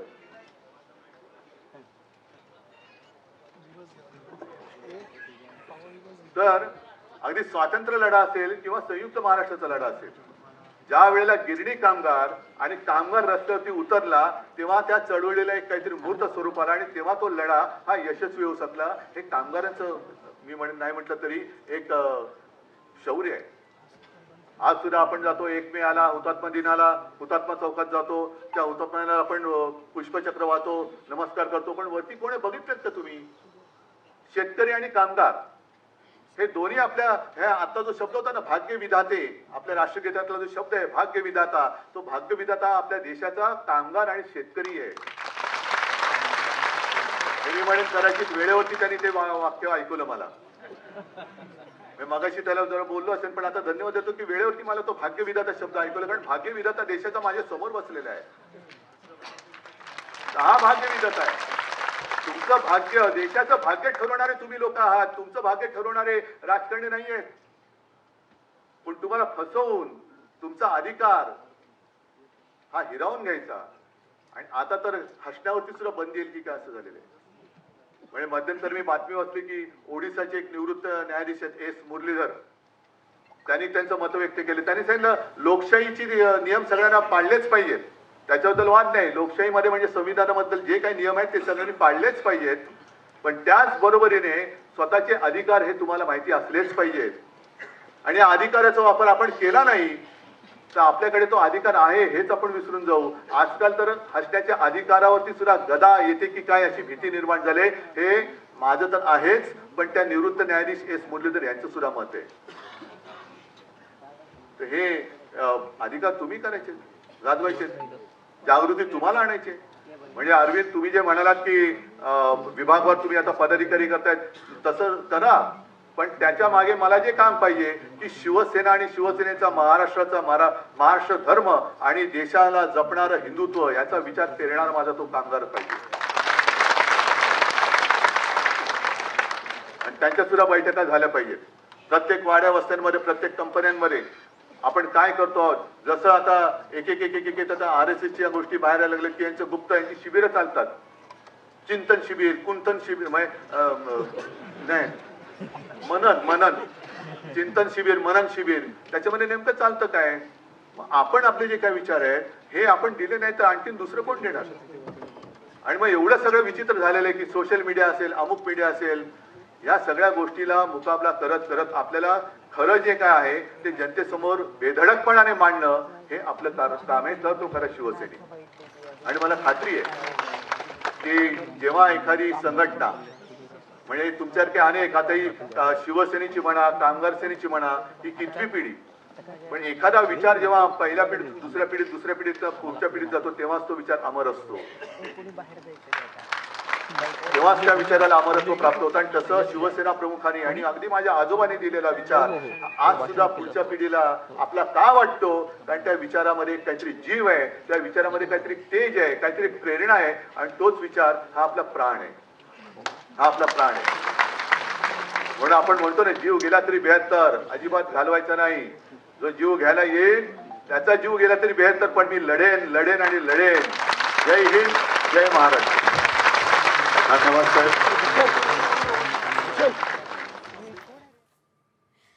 तर आपण बघितलं यावेळेस उद्धव ठाकरे हे बोलत होते, माझ्याकडून भांडण नव्हती असं उद्धव ठाकरे यांनी म्हटलेलं आहे. एकंदरीत राज ठाकरे यांनी एक अतिशय मोठं विधान केलेलं होतं आणि राज ठाकरे यांच्या विधानावरती उद्धव ठाकरे यांची प्रतिक्रिया अतिशय महत्त्वाची आणि अतिशय बोलकी आहे. भाजप सोबतचं हित की आमच्या सोबत असं उद्धव ठाकरे यांनी म्हटलं. एकंदरीत राज ठाकरे यांचा जो प्रस्ताव आहे एकत्र येण्याचा, त्या संदर्भात उद्धव ठाकरे यांचं विधान हे अतिशय महत्त्वाचं आहे. याआधी राज ठाकरे यांनी भाजपसोबत जायचंय, शिवसेनेसोबत अर्थात गद्दारांसोबत जायचंय की माझ्यासोबत यायचंय असं ठरवावं, असं या दरम्यान उद्धव ठाकरे यांनी सांगितलेलं आहे. त्यामुळे आता याला राज ठाकरे यांचं काय उत्तर असतं हे बघणं अतिशय महत्त्वाचं असणार आहे. एकंदरीत आपण जर बघितलं तर दोन्ही बाजूने सकारात्मक असा प्रतिसाद जो आहे तो आपल्याला युतीसाठी बघायला मिळतोय. त्यामुळे राज्याच्या राजकारणामध्ये आगामी काळामध्ये मोठे फेरबदल दिसण्याची शक्यता नाकारता येत नाही. राज ठाकरे आणि उद्धव ठाकरे एकत्र आले तरी आता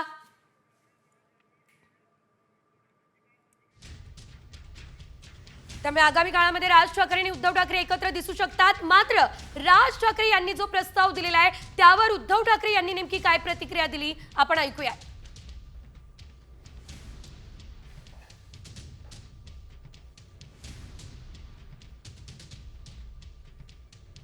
माझं तर मत असं आहे की मराठीसाठी आणि महाराष्ट्राच्या हितासाठी अगदी किरकोळ भांडणं, तुम्ही बाहेर गेल्यानंतर बातम्या वाचल्यानंतर कळेल मी किरकोळ भांडणाचा संदर्भ काय आहे. किरकोळ भांडणं बाजूला ठेवायला मी सुद्धा तयार आहे आणि मी सुद्धा सर्व मराठी माणसांना या हितासाठी, महाराष्ट्राच्या हितासाठी, मराठीसाठी एकत्र येण्याचं आवाहन करतोय. बाकी आमच्यातली भांडणं मी आज सांगतो, जी काय भांडणं माझ्याकडनं नव्हतीच कोणाशी, मिटून टाकली. चला, पण पहिले हे ठरवा महाराष्ट्राचं हित, आणि मग त्यावेळेला सगळ्या मराठी माणसांनी ठरवायचं की भाजप सोबत जायचं का शिवसेनेसोबत, म्हणजे माझ्या बरोबर एसनशी नाही. तर या संदर्भात आपल्यासोबत बातचीत करण्यासाठी मुख्य संपादक निलेश खरे सर फोन लाईनवरून जोडले गेलेले आहेत. सर, एकंदरीत आपण जर बघितलं तर आता राज ठाकरे आणि उद्धव ठाकरे या दोघांच्या प्रतिक्रिया अतिशय बोलक्या आहे. त्यामुळे आगामी काळामध्ये राज्याच्या राजकारणामध्ये मोठी घडामोड होण्याची चिन्ह दिसत आहेत का? आपल्याला काय वाटतं या संदर्भात? महाराष्ट्राच्या राजकारणात जर ठाकरे कुटुंबाचं अस्तित्व टिकवायचं असेल तर दोघंही ठाकरेंना एकत्र येण्याशिवाय पर्याय नाही, अशा स्वरूपाचं चित्र गेल्या 2.5 वर्षात तयार होताना पाहायला मिळालं. बाळासाहेब ठाकरे यांनी स्थापन केलेल्या शिवसेनेची शक्ल झाली आणि एकनाथ शिंदे हे 40 पेक्षा जास्त आमदार आपल्या बरोबर घेऊन निघून गेले आणि सरकार पडलं. हे ठाकरे कुटुंबाच्या जिव्हाळी लागलेलं आहे, हे सत्य आहे. आणि त्यातूनच दोन्ही ठाकरे एकत्र येतील याची शक्यता तयार झाली. विधानसभा निवडणुकीमध्ये राज ठाकरे यांचे पुत्र अमित ठाकरे यांना उमेदवारी तर मिळाली, मात्र त्याच शिवसेनेनं, जी शिवसेनेच्या शिंदेच्या पाठीशी उभी राहिली, त्यांना पाठिंबा द्यायला नकार दिला आणि अमित ठाकरे हे पराजित झाले. हेही चित्र सगळ्या महाराष्ट्रानं पाहिलं. अशा परिस्थितीत जर ठाकरे कुटुंबाला आपलं अस्तित्व महाराष्ट्राच्या राजकारणात टिकवायचं असेल तर दोघंही ठाकरेंना एकत्र यावं लागेल, जेणेकरून राज ठाकरेंचा जो संसदीय राजकारणातला पूर्णतः पानिपत झाल्याचं चित्र तयार झालेलं आहे ते पुन्हा एकदा धुवून निघू शकेल. त्यातून पुन्हा एकदा राज ठाकरेंचं राजकारण, मनसेचं राजकारण हे मार्गी लागू शकेल आणि उद्धव ठाकरे मातोश्री ज्या अडचणीतून, राजकीय अडचणीतून समोर जाते त्यालाही मार्ग मिळू शकेल. दोन भाऊ एकत्र आल्याशिवाय हे मार्ग निघणार नाही. अन्यथा दोन ठाकरे लढत राहिले आणि तिसरा पक्ष घेऊन गेला, राजकारण हातचं घेऊन गेला, अशा स्वरूपाचं चित्र तयार होत आहे. आणि त्यामुळे या दोन भावांना एकत्र येण्याशिवाय पर्याय नाही आणि त्याचीच मुळात संकेत हे दोघही भावांकडून आज या ठिकाणी मिळाल्याचं पाहायला मिळत आहे. राज ठाकरेंनी थेटपणे महाराष्ट्र खूप मोठा आहे, अनेक विषय बाजूला ठेवून एकत्र आलं जाऊ शकतं. आणि इतकंच नाही, उद्धव ठाकरेंनीही त्याला काही प्रमाणावर सकारात्मक असं उत्तर दिलेलं आहे की किरकोळ वाद बाजूला ठेवून एकत्र आलं जाऊ शकतं. तर निश्चितपणे अत्यंत स्वागतार्ह बाब महाराष्ट्राच्या दृष्टीनं, मुंबईच्या दृष्टीनं की ठाकरे कुटुंबातले दोन भाऊ जे राजकीय दृष्ट्या वेगवेगळे झालेले होते ते एकत्र येताना पाहायला मिळतील. दोन पक्ष म्हणून ते एकत्र येणार नाही, मात्र युती म्हणून निश्चितपणे ते एकत्र येताना पाहायला मिळतील. आणि त्यातून महाराष्ट्राचं आणि मुंबई महानगरपालिकेचं जे भवितव्य आहे, जे स्पष्टपणे दिसत होतं की शिवसेना आता महापालिकेत निवडून येऊ शकत नाही, उद्धव ठाकरेंच्या शिवसेनेला खूप काही जागा मिळणार नाही, या ठिकाणी काहीसा दिलासा या दोघही शिवसेनेला आणि मनसेला मुख्यतः मिळताना पाहायला मिळू शकतो. सर, जसं आपण म्हणताय आगामी काळामध्ये चित्र वेगळं दिसू शकतं, मात्र याआधी आपण बघितलं वारंवार एकनाथ शिंदे यांच्या पक्षातील काही महत्त्वाचे नेते असतील ते राज ठाकरे यांची भेट घेत होते. त्यानंतर पुन्हा एकदा महायुतीला जो राज ठाकरे यांनी पाठिंबा दिला होता तो आपण बघितला होता. राज ठाकरे यांच्या भाषणामध्ये त्यांची भाजपसाठी जी एक पॉझिटिव्ह बाजू होती, सकारात्मक बाजू होती, ती सुद्धा आपण बघितलेली होती. तर या सर्व बाबींचा नेमका अर्थ काय घ्यायचा? मुख्यतः राज ठाकरेंनी भाजप हा शत्रू नसून एकनाथ शिंदेची शिवसेना ही आपला शत्रू आहे हे दाखवण्याचा निश्चितपणे प्रयत्न केला. आणि राजकारणात किंवा युद्धात शत्रू निवडणं हे अत्यंत महत्वाचं असतं. या ठिकाणी राज ठाकरेंनी आपला शत्रू निवडलाय अशा स्वरूपाचं चित्र तयार केलं गेलं. इतकंच नाही तर उद्धव ठाकरेंचा शत्रू राजकीय दृष्ट्या कोण आहे हे स्पष्टच आहे. आणि त्यामुळे शत्रूचा शत्रू हा मित्र असतो हे राजकारणातलं त्रिकालाबाधित सत्य आहे. आणि त्याच नियमानं दोन बंधू एकत्र येताना निश्चितपणे पाहायला मिळू शकतात. या ठिकाणी भाजपला विरोध न करता एकनाथ शिंदे आणि एकनाथ शिंदेच्या शिवसेनेला विरोध करत राजकारण करण्याचा पवित्रा हा निश्चितपणे दोन ठाकरे बंधू मनसे आणि शिवसेनेच्या रूपानं घेताना पाहायला मिळू शकतात. याचे संकेत काही प्रमाणावर शिंदे गटाच्या शिवसेनेला गेल्या काही दिवसामध्ये सातत्यानं मिळत होते आणि त्यातूनच शिंदे गटाचे नेते राज ठाकरेंना भेटून त्यांची मनधरणी करणं आणि ते उद्धव ठाकरेंबरोबर न जाता ते एकनाथ शिंदेच्या शिवसेनेबरोबर घेतील या दृष्टीने प्रयत्न करताना पाहायला मिळत होते. मात्र त्यात काही यश येत आहे असं दिसत नाही आणि या निमित्तानं दोन ठाकरे एकत्र येतील अशी शक्यता किंवा असे संकेत जे ते स्पष्टपणे मिळताना पाहायला मिळते. निश्चितच सर, धन्यवाद. तुम्ही या संदर्भात सविस्तर अशी प्रतिक्रिया दिली आणि माहिती दिली त्यासाठी. एकंदरीत आपण जर बघितलं तर जर आगामी काळामध्ये दोन्ही ठाकरे बंधू एकत्र आले तर निश्चितच संपूर्ण महाराष्ट्राच्या दृष्टिकोनातून ही स्वागतार्ह बाब असणार आहे. मात्र राज ठाकरे आणि उद्धव ठाकरे एकत्र येणार का हे बघणं आता महत्त्वाचं असणार आहे. कारण एकंदरीत आपण बघितलेलं होतं राज ठाकरे यांची जी भूमिका आहे ती गेल्या काही दिवसांपासून बदलती भूमिका आपण पाहिलेली होती. काही काळासाठी त्यांनी भाजपला साथ दिलेली होती, पाठिंबा महायुतीला दिलेला होता. त्यानंतर भेटीगाठी त्यांच्या झालेल्या आहे, महायुतीच्या महत्त्वाच्या नेत्यांची त्यांनी भेट घेतलेली आहे. त्यामुळे आता मात्र राज ठाकरे यांची जी ही भूमिका आहे ती कायम राहते का? आणि आता महापालिका निवडणुका देखील अगदी तोंडावर आहे, त्या आधीच आपल्याला राज्याच्या राजकारणामध्ये मोठी घडामोड दिसते का हे बघणं महत्त्वाचं आहे. मात्र या संदर्भात राज ठाकरे यांचा नेमका प्रस्ताव काय होता ते देखील आपण बघूया. मी का म्हटलं तुला की आज समजा शिवसेना फुटली, नाही फुटलीच तर तुम्ही अजूनही एकत्र येऊ शकता का? अजूनही एकत्र येऊ शकता का? हे अख्ख्या महाराष्ट्राचं काय म्हणतात स्वप्न आहे. हे बघा, प्रश्न असा आहे ना की या सगळ्याच्यामध्ये कुठच्याही मोठ्या गोष्टीसाठी मला असं वाटतं आमच्यातले वाद, आमच्यातली भांडणं, आमच्यातल्या गोष्टी या किरकोळ आहेत. महाराष्ट्र खूप मोठा आहे हो, कळलं का? या महाराष्ट्राच्या अस्तित्वासाठी, मराठी माणसाच्या अस्तित्वासाठी ही भांडणं आणि हे वाद आणि ह्या सगळ्या गोष्टी अत्यंत क्षुल्लक आहेत, अत्यंत क्षुल्लक आहेत. त्याच्यामुळे एकत्र येणं आणि एकत्र राहणं यात काही मला फार कठीण गोष्ट आहे अशातला मला वाटत नाहीये. परंतु विषय फक्त इच्छेचा आहे.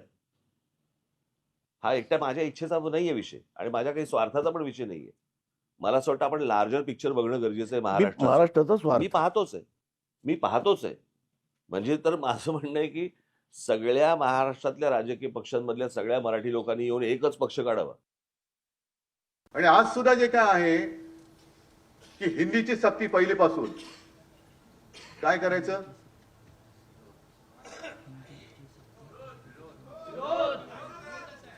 आम्ही प्रेमाने सगळं ऐकू पण सक्ती कराल तर तुमच्या सकट उखडून फेकू. आणि यांना हिंदीची सक्ती जर का करायची असेल, होऊ देणार नाही, परत परत सांगतोय. तर फडणवीसांना सांगतोय, तुमचे मध्ये जे वरचे खाली आले होते ना, कोण जोशी का कोण, हा मध्ये माशी शिंकण्यासारखे शिंकून गेले, जोशी का माशी, ते जिथे बोलले त्या घाटकोपर मध्ये पहिल्यांदा मराठी सक्तीची करून दाखवा. जा घाटकोपर मध्ये मराठी आलंच पाहिजे आणि मग आम्ही हिंदीचं काय असेल ते आम्ही बघून घेतो. तर आपण यावेळेस बघितलेलं आहे आमच्यातील वाद किरकोळ आहे आणि मी महाराष्ट्राच्या हितासाठी माझा इगो बाजूला ठेवायला तयार आहे असं आवाहन महाराष्ट्र नवनिर्माण सेनेचे अध्यक्ष अर्थातच राज ठाकरे यांनी केलं असल्याचं आपण बघितलेलं आहे. आणि उद्धव ठाकरे यांना उद्देशून खरं तर त्यांनी हे आवाहन केलेलं होतं आणि आता राज ठाकरे यांच्या या आवाहनावरती उद्धव ठाकरेंनी प्रतिक्रिया दिलेली आहे आणि त्यांनी या दरम्यान कामगार मेळाव्यात बोलत असताना थेट राज ठाकरे यांना साधच घातली आहे असं सुद्धा आपण म्हणू शकतो. किरकोळ भांडणं बाजूला आम्ही ठेवू शकतो आणि ही किरकोळ भांडणं बाजूला ठेवायला मी सुद्धा तयार आहे असं थेट उद्धव ठाकरे यांनी म्हटलं असल्याचं आपल्याला बघायला मिळतंय. एकंदरीत आपण जर बघितलं तर सर्व मराठी माणसांच्या हितासाठी, महाराष्ट्राच्या हितासाठी एकत्र येण्याचं आवाहन करतोय असं सुद्धा यावेळेस त्यांनी म्हटलं. मात्र त्यांनी हे सर्व बोलत असताना ते एक अट ठेवायला सुद्धा विसरले नाही आहेत आणि त्यांनी एक अतिशय महत्त्वाची अट सुद्धा ठेवलेली आहे. ती म्हणजे जेव्हा आम्ही लोकसभेच्या वेळेला सांगत होतो महाराष्ट्रातून गुजरातमध्ये कारभार घेऊन जात आहे तेव्हाच जर विरोध केला असता तर हे सरकार या ठिकाणी सत्तेत बसलं नसतं, असं सुद्धा या दरम्यान उद्धव ठाकरे यांनी ते सांगायला विसरलेले नाहीये आणि स्पष्ट केलेलं आहे. मात्र या दरम्यान सर्वात महत्त्वाचा मुद्दा म्हणजे किरकोळ भांडणं विसरायला मी सुद्धा तयार आहे, असं या दरम्यान उद्धव ठाकरे यांनी म्हटलेलं आहे. एकंदरीत आपण जर बघितलं तर राज ठाकरे यांनी महेश मांजरेकर यांनी घेतलेल्या मुलाखतीमध्ये अतिशय मोठं विधान केलं आणि ते मोठं विधान म्हणजे भांडणं खूप छोटी आहे, किरकोळ आहे, मात्र महाराष्ट्र मोठा आहे आणि महाराष्ट्र मोठा आहे त्यासाठी महाराष्ट्राच्या हितासाठी दोघं एकत्र काम करू शकतात, असं राज ठाकरेंनी म्हटलं आणि त्याला सकारात्मक असा प्रतिसाद उद्धव ठाकरे यांनी सुद्धा दिला. त्यामुळे आता राज्याच्या राजकारणामध्ये अतिशय मोठी घडामोड आपल्याला दिसू शकते. आगामी काळामध्ये दोन्ही ठाकरे बंधू केवळ कोणत्या कौटुंबिक कार्यक्रमामध्ये सोबत दिसणारे ठाकरे बंधू आता राज्याच्या राजकारणामध्ये सुद्धा एकत्र दिसण्याची शक्यता आहे. युती होऊ शकते, पक्ष एक होऊ शकत नाही, मात्र युती होऊ शकते अशीच सध्या तरी चिन्ह एकंदरीत आपल्याला बघायला मिळत आहे. त्यामुळे राज्याच्या राजकारणामध्ये आता नवीन चित्र दिसणार आहे. त्यामुळे एकच खळबळ सध्या उडाली असल्याचं आपल्याला पाहायला मिळत आहे. कारण राज ठाकरे यांनी साथ घातलेली असली तरी उद्धव ठाकरेंचीही प्रतिसाद दिसते. मात्र या संदर्भात आता राज्याच्या राजकारणातून अतिशय महत्त्वाच्या प्रतिक्रिया येत आहेत, पाहूया. युतीमध्ये गेल्याने काय परिणाम होईल याची जाणीव उद्धव साहेबाला आहे आणि उद्धव साहेबाला स्वतःच्या संघटनेमध्ये इतरांनी येणं त्यांना उचित वाटत नाही, हे आतापर्यंतचा अनुभव आहे. महाविकास आघाडीबरोबर काय झालं, युती केली, शरद पवारचं त्यांचं कधी जमलं का नाही, काँग्रेसचं त्यांचं कधी जमलं का नाही, आणि राजसाहेबाचं तर मुळात जमणार नाही. कारण की राजसाहेबांना सगळ्या अंतर्गत गोष्टीची जाणीव असल्यामुळं, माहिती असल्यामुळं राजसाहेबांबरोबर युती करण्याला मला तरी वाटतं की उद्धवसाहेब तयार होणार नाहीत. राजकारणात आणि खेळामध्ये कधी काय घडल हे आज कोण तुम्ही आम्ही सांगू शकत नाही आहे. चांगली बाब आहे, जर ते भाऊ आहेत, काय जर त्यांना असं वाटत असेल तर त्याला आमचं काय ते म्हणणं नाही आहे. परंतु महाराष्ट्राच्या हितासाठी मधल्या काळात ते आमच्यासोबत होते, आपण पाहिलं सगळ्यांनी. परंतु मी मगाही सांगितल्याप्रमाणे राजकारणामध्ये कधी काय घडू शकतं, तुम्ही आम्ही कोण काही बोलू शकत नाही. शिवसेना हँडल केली असती ती त्यांच्या दोन भावांचा प्रश्न आला. आम्ही जे होतो ते वेगळे होतो. शिंदे साहेबांनी स्वतः हिंमत दाखवली आणि त्या हिमतीची किंमत पण त्यांनी मोजली. तर या महत्त्वाच्या काही प्रतिक्रिया समोर आल्या असल्याचं आपण बघितलेलं आहे आणि यामध्ये काहींचं असं म्हणणं आहे की उद्धव ठाकरे ऐकणार नाही किंवा आधी जे काही वाद झाले ते अतिशय वेगळे होते आणि एकनाथ शिंदे आणि आमचे जे वाद आहेत ते वेगळे होते, असं एकनाथ शिंदे यांच्या पक्षाचं देखील म्हणणं असल्याचं आपण पाहिलं. मात्र आज सर्वात मोठी बातमी एकत्र येण्याचा विषय तो म्हणजे राज ठाकरे यांनी जी साथ घातलेली आहे त्याला उद्धव ठाकरे यांचा देखील प्रतिसाद आपल्याला बघायला मिळतोय आणि त्यामुळे आता संपूर्ण महाराष्ट्राला जो प्रश्न पडलेला होता आगामी काळामध्ये दोन्ही ठाकरे बंधू एकत्र दिसणार का, त्याचे कुठेतरी संकेत दोन्ही बंधूंनी दिले असल्याचंही आपण म्हणू शकतो. कारण यावेळेस जरी राज ठाकरेंनी साथ घातली असली तरी त्याला एक पॉझिटिव्ह सकारात्मक असं उत्तर उद्धव ठाकरे यांनी देखील दिलेलं आहे. तर किरकोळ भांडणं बाजूला ठेवायला मी तयार आहे असं उद्धव ठाकरे यांनी म्हटलं. उद्धव ठाकरेंसोबत एकत्र येण्याबाबत राज ठाकरेंनी पहिल्यांदाच सडेतोड भूमिका मांडली आहे. त्यामुळे राजकीय चर्चांना उधाण आलंय. आम्ही जोडणारे आहोत, तोडणारे नाही. दोन परिवार एकत्र येत असतील तर आम्ही स्वागत करू, ही प्रतिक्रिया हर्षवर्धन सपकाळ यांनी सुद्धा दिली आहे. पाहूयात त्यांचं काय म्हणणं आहे.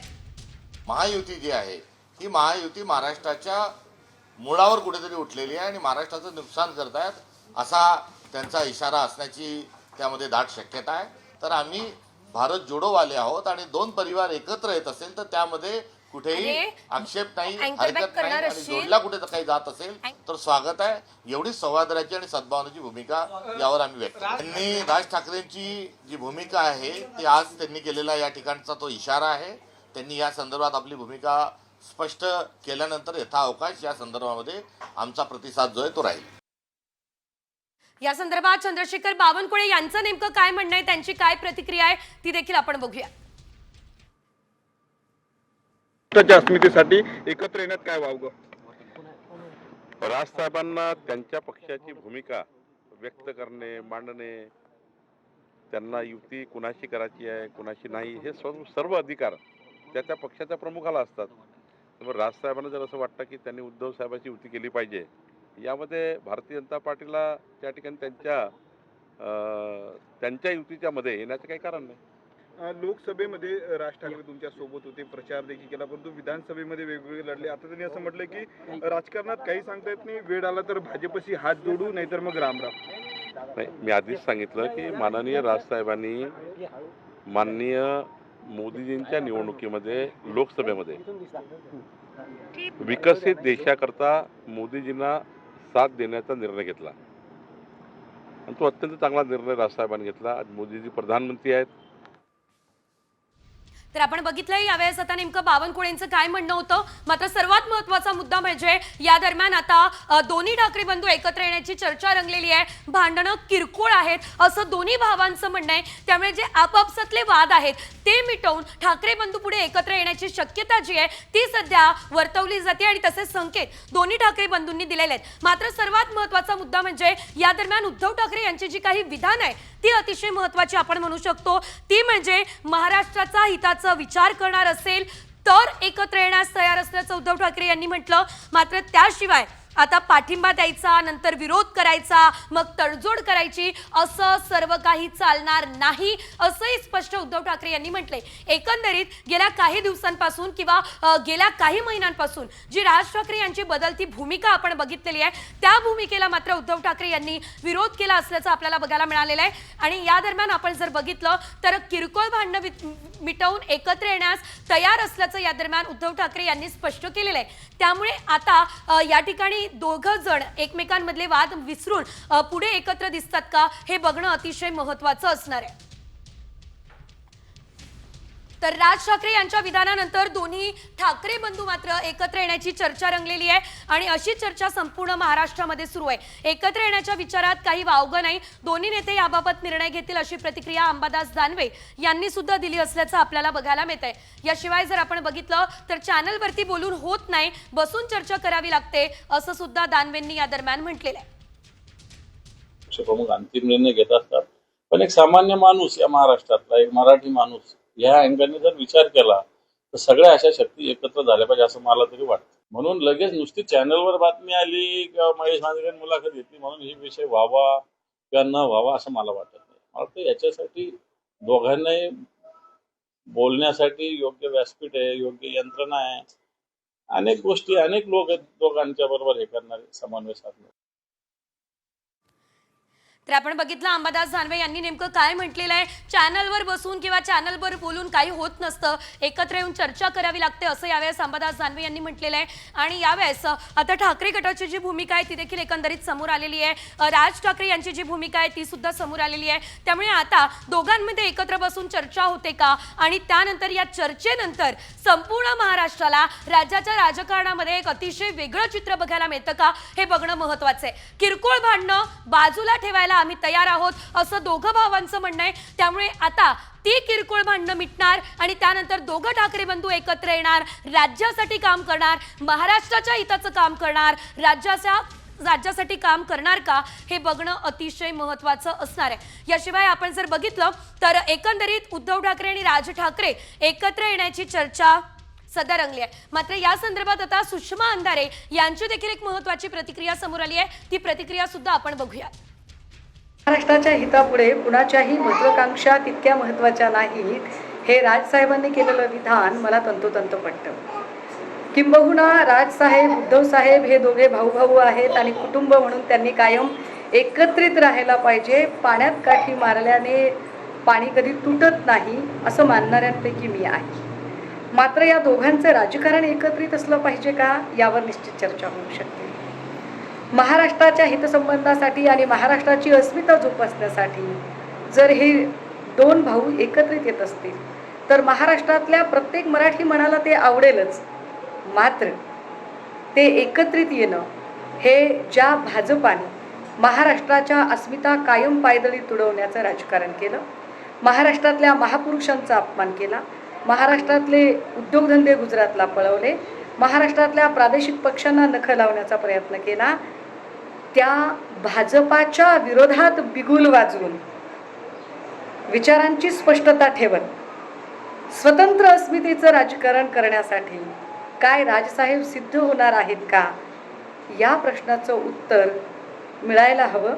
मला वाटतं महेश मांजरेकरांनी हा प्रश्न त्यांना विचारायला हवा होता की तुम्ही एकत्र येण्याची गोष्ट नक्की करताय, पण ते एकत्र येणं हे स्वतंत्र अस्मितेच्या राजकारणासाठी एकत्र येणं असेल की भाजपाचं मांडलिकत्व पत्करण्यासाठीचं असेल, याबद्दल स्पष्टता असली पाहिजे. महाराष्ट्राच्या हिता तर आपण बघितलं सुषमा अंधारे यांची जी प्रतिक्रिया होती ती देखील अतिशय महत्त्वाची होती.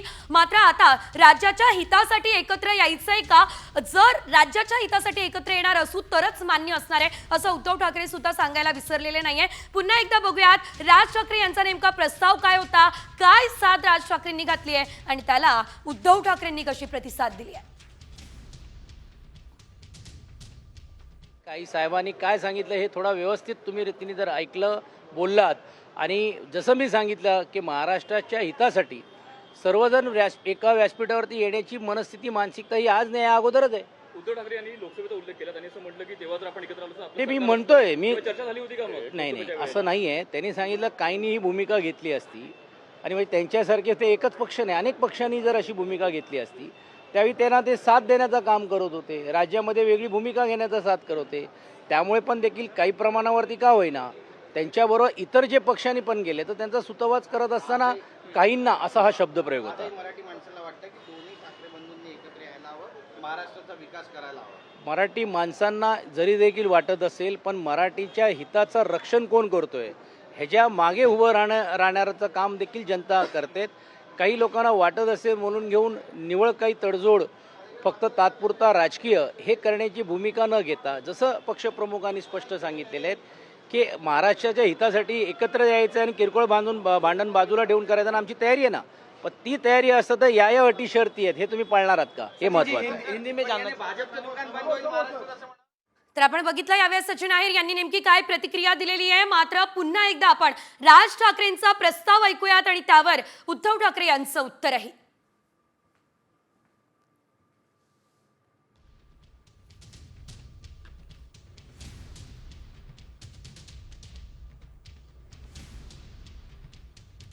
मी का म्हटलं तुला की आज समजा शिवसेना फुटली, नाही फुटलीच तर तुम्ही अजूनही एकत्र येऊ शकता का, अजूनही एकत्र येऊ शकता का, हे अख्ख्या महाराष्ट्राचं काय म्हणतात स्वप्न आहे. हे बघा, प्रश्न असा आहे ना की या सगळ्या याच्यामध्ये कुठच्याही मोठ्या गोष्टीसाठी मला असं वाटतं आमच्यातले वाद, आमच्यातली भांडणं, आमच्यातल्या गोष्टी या किरकोळ आहेत. महाराष्ट्र खूप मोठा आहे हो, कळलं का. या महाराष्ट्राच्या अस्तित्वासाठी, मराठी माणसाच्या अस्तित्वासाठी ही भांडणं आणि हे वाद आणि ह्या सगळ्या गोष्टी अत्यंत क्षुल्लक आहेत, अत्यंत क्षुल्लक आहेत. त्याच्यामुळे एकत्र येणं आणि एकत्र राहणं यात काही मला फार कठीण गोष्ट आहे अशातला मला वाटत नाहीये. परंतु विषय फक्त इच्छेचा आहे. हा एकट्या माझ्या इच्छेचा नाहीये विषय आणि माझ्या काही स्वार्थाचा पण विषय नाहीये. मला असं वाटतं आपण लार्जर पिक्चर बघणं गरजेचं आहे. महाराष्ट्राचा स्वार्थ मी पाहतोच आहे. म्हणजे तर माझं म्हणणं आहे की सगळ्या महाराष्ट्रातल्या राजकीय पक्षांमधल्या सगळ्या मराठी लोकांनी येऊन एकच पक्ष काढावा. माझं तर मत असं आहे की मराठीसाठी आणि महाराष्ट्राच्या हितासाठी अगदी किरकोळ भांडणं, तुम्ही बाहेर गेल्यानंतर बातम्या वाचल्यानंतर कळेल मी किरकोळ भांडणाचा संदर्भ काय आहे. किरकोळ भांडणं बाजूला ठेवायला मी सुद्धा तयार आहे आणि मी सुद्धा सर्व मराठी माणसांना या हितासाठी, महाराष्ट्राच्या हितासाठी, मराठीसाठी एकत्र येण्याचं आवाहन करतोय. बाकी आमच्यातली भांडणं मी आज सांगतो की काय भांडणं माझ्याकडनं नव्हतीच, कोणाशी मिटून टाकली. चला पण पहिले हे ठरवा महाराष्ट्राचं हित, आणि मग त्यावेळेला सगळ्या मराठी माणसांनी ठरवायचं की भाजप सोबत जायचं का शिवसेनेसोबत, म्हणजे माझ्या बरोबर एसनशी नाही. मात्र मेळावा पार पडल्यानंतर उद्धव ठाकरेंनी राज ठाकरे यांच्या संदर्भात नेमकी काय प्रतिक्रिया दिली तीही पाहूयात. मला बोलायचंय ते मी बोललेलो आहे. पाहिजे असेल तर व्यवस्थित प्रेस घेईन, उभ्या नको, उभ्या बोलत नाही मी, नीट बोलून बसून बोलेन. फक्त ना आज किंवा उद्या भेटून आपण, आज किंवा उद्या पाहिजे तर भेटून बोलेन गरज वाटली तर. प्लीज उभ्या नका,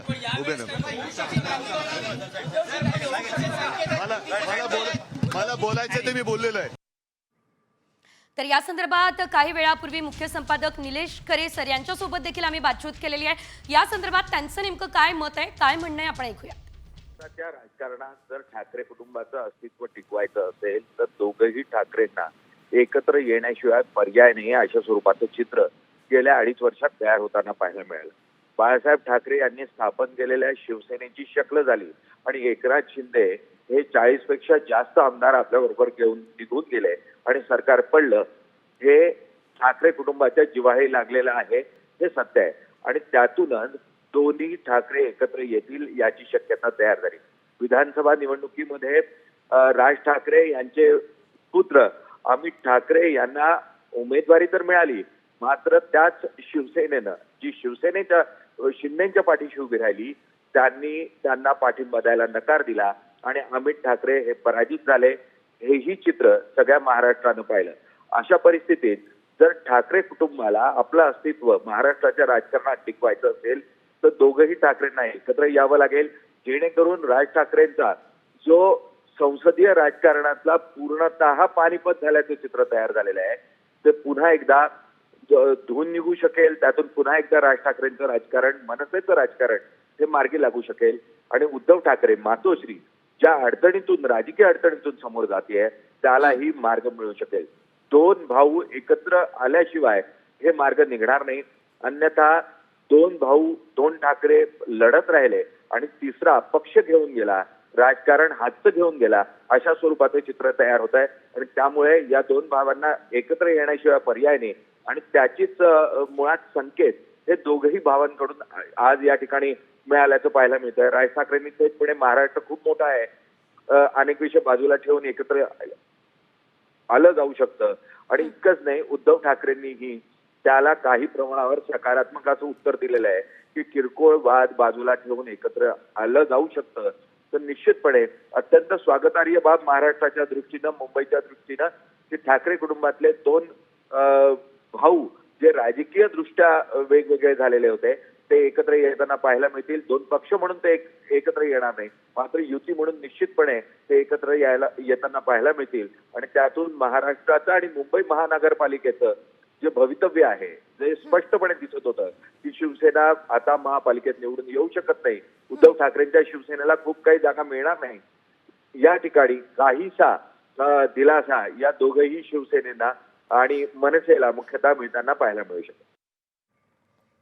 तर आपण बघितलं आता आगामी काळामध्ये दोन्ही ठाकरे बंधू एकत्र दिसण्याची शक्यता जी आहे, तसे संकेत जे आपल्याला मिळताना दिसत आहे. आणि एकंदरीत अटी आणि शर्तींसह उद्धव ठाकरे सुद्धा या युतीसाठी तयार असल्याचं बघायला मिळत आहे. मात्र संजय शिरसाट यांचं या संदर्भात काय म्हणणं आहे बघूया. युतीमध्ये गेल्याने काय परिणाम होईल याची जाणीव उद्धव साहेबाला आहे आणि उद्धव साहेबाला स्वतःच्या संघटनेमध्ये इतरांनी येणं त्यांना उचित वाटत नाही, हे आतापर्यंतचा अनुभव आहे. महाविकास आघाडीबरोबर काय झालं, युती केली. शरद पवारचं त्यांचं कधी जमलं का? नाही. काँग्रेसचं त्यांचं कधी जमलं का? नाही. आणि राजसाहेबाचं तर मुळात जमणार नाही, कारण की राजसाहेबांना सगळ्या अंतर्गत गोष्टीची जाणीव असल्यामुळं, माहिती असल्यामुळं राजसाहेबांबरोबर युती करण्याला मला तरी वाटतं की उद्धव साहेब तयार होणार नाहीत. राजकारणात आणि खेळामध्ये कधी काय घडल हे आज कोण आम्ही सांगू शकत नाही आहे. चांगली बाब आहे, जर ते भाऊ आहेत, काय जर त्यांना असं वाटत असेल तर त्याला आमचं काय ते म्हणणं नाही आहे. परंतु महाराष्ट्राच्या हितासाठी मधल्या काळात ते आमच्यासोबत होते, आपण पाहिलं सगळ्यांनी. परंतु मी मगाही सांगितल्याप्रमाणे राजकारणामध्ये कधी काय घडू शकतं, आम्ही कोण काही बोलू शकत नाही. शिवसेना हँडल केली असती ती त्यांच्या दोन भावांचा प्रश्न आला. आम्ही जे होतो ते वेगळे होतो. शिंदे साहेबांनी स्वतः हिंमत दाखवली आणि त्या हिमतीची किंमत पण त्यांनी मोजली. प्रमुख अंतिम निर्णय घेत असतात, पण एक सामान्य माणूस या महाराष्ट्रातला, एक मराठी माणूस या अँगलने जर विचार केला तर सगळ्या अशा शक्ती एकत्र झाल्या पाहिजे असं मला तरी वाटतं. म्हणून लगेच नुसती चॅनलवर बातमी आली किंवा महेश मांजरेंनी मुलाखत घेतली म्हणून ही विषय व्हावा किंवा न व्हावा असं मला वाटत नाही. मला वाटतं याच्यासाठी दोघांनाही बोलण्यासाठी योग्य व्यासपीठ आहे, योग्य यंत्रणा आहे, अनेक गोष्टी, अनेक लोक आहेत दोघांच्या बरोबर हे करणारे, समन्वय साधणारे. तर आपण या राजकीय प्रतिक्रिया सर्व ऐकलेल्या आहे. प्रत्येकाचं एक वेगळं मत आपल्याला बघायला मिळत आहे. मात्र महाराष्ट्राच्या हिताच्या आड जो कोणी येईल त्याचं मी स्वागत करणार नाही असं उद्धव ठाकरे यांनी म्हटलंय. मात्र नेमकं काय घडलं, राज ठाकरे काय म्हणालेले आणि उद्धव ठाकरे यांनी कसं उत्तर त्यावर दिलं, पुन्हा एकदा बघूया. मी का म्हटलं तुला की आज समजा शिवसेना फुटली, नाही फुटलीच तर तुम्ही अजूनही एकत्र येऊ शकता का? अजूनही एकत्र येऊ शकता का? हे अख्ख्या महाराष्ट्राचं काय म्हणतात स्वप्न आहे. हे बघा, प्रश्न असा आहे ना की या सगळ्याच्यामध्ये कुठच्याही मोठ्या गोष्टीसाठी मला असं वाटतं आमच्यातले वाद, आमच्यातली भांडणं, आमच्यातल्या गोष्टी या किरकोळ आहेत. महाराष्ट्र खूप मोठा आहे हो, कळलं का? या महाराष्ट्राच्या अस्तित्वासाठी, मराठी माणसाच्या अस्तित्वासाठी ही भांडणं आणि हे वाद आणि ह्या सगळ्या गोष्टी अत्यंत क्षुल्लक आहेत, अत्यंत क्षुल्लक आहेत. त्याच्यामुळे एकत्र येणं आणि एकत्र राहणं यात काही मला फार कठीण गोष्ट आहे अशातला मला वाटत नाहीये. परंतु विषय फक्त इच्छेचा आहे. हा एकट्या माझ्या इच्छेचा नाहीये विषय आणि माझ्या काही स्वार्थाचा पण विषय नाहीये. मला असं वाटतं आपण लार्जर पिक्चर बघणं गरजेचं आहे. महाराष्ट्राचा स्वार्थ मी पाहतोच आहे. म्हणजे तर माझं म्हणणं आहे की सगळ्या महाराष्ट्रातल्या राजकीय पक्षांमधल्या सगळ्या मराठी लोकांनी येऊन एकच पक्ष काढावा. माझं तर मत असं आहे की मराठीसाठी आणि महाराष्ट्राच्या हितासाठी अगदी किरकोळ भांडणं, तुम्ही बाहेर गेल्यानंतर बातम्या वाचल्यानंतर कळेल मी किरकोळ भांडणाचा संदर्भ काय आहे. किरकोळ भांडणं बाजूला ठेवायला मी सुद्धा तयार आहे आणि मी सुद्धा सर्व मराठी माणसांना या हितासाठी, महाराष्ट्राच्या हितासाठी, मराठीसाठी एकत्र येण्याचं आवाहन करतोय. बाकी आमच्यातली भांडणं मी आज सांगतो की काय भांडणं माझ्याकडनं नव्हतीच, कोणाशी मिटून टाकली. चला, पण पहिले हे ठरवा महाराष्ट्राचं हित आणि मग त्यावेळेला सगळ्या मराठी माणसांनी ठरवायचं की भाजप सोबत जायचं का शिवसेनेसोबत, म्हणजे माझ्या बरोबर एसनशी नाही. तर या संदर्भात सुषमा अंधारे आणि बावनकुळे यांनी नेमकं काय म्हटलं, काय प्रतिक्रिया दिली तीही आपण बघूया. महाराष्ट्राच्या हितापुढे कुणाच्याही महत्वाकांक्षा तितक्या महत्वाच्या नाहीत, हे राजसाहेबांनी केलेलं विधान मला तंतोतंत पटतं. किंबहुना राजसाहेब, उद्धव साहेब हे दोघे भाऊ आहेत आणि कुटुंब म्हणून त्यांनी कायम एकत्रित राहायला पाहिजे. पाण्यात काठी मारल्याने पाणी कधी तुटत नाही असं मानणाऱ्यांपैकी मी आहे. मात्र या दोघांचं राजकारण एकत्रित असलं पाहिजे का, यावर निश्चित चर्चा होऊ शकते. महाराष्ट्राच्या हितसंबंधासाठी आणि महाराष्ट्राची अस्मिता जोपासण्यासाठी जर हे दोन भाऊ एकत्रित येत असतील तर महाराष्ट्रातल्या प्रत्येक मराठी मनाला ते आवडेलच. राजसाहेबांना त्यांच्या पक्षाची भूमिका व्यक्त करणे, मांडणे, त्यांना युती कुणाशी करायची आहे कुणाशी नाही हे सर्व अधिकार त्या पक्षाच्या प्रमुखाला असतात. त्यामुळे राजसाहेबांना जर असं वाटतं की त्यांनी उद्धव साहेबांची युती केली पाहिजे, यामध्ये भारतीय जनता पार्टीला त्या ठिकाणी त्यांच्या युतीच्या मध्ये येण्याचं काही कारण नाही.